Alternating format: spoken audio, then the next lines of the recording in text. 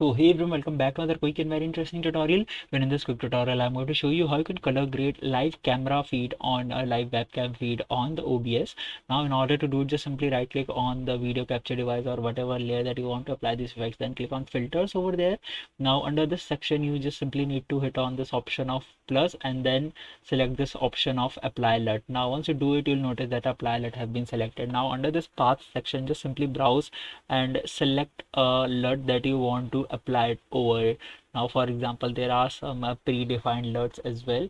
You can select any of them, or you can just simply browse the internet and get the cinematic LUTs that whatever suits you, and you can easily apply it.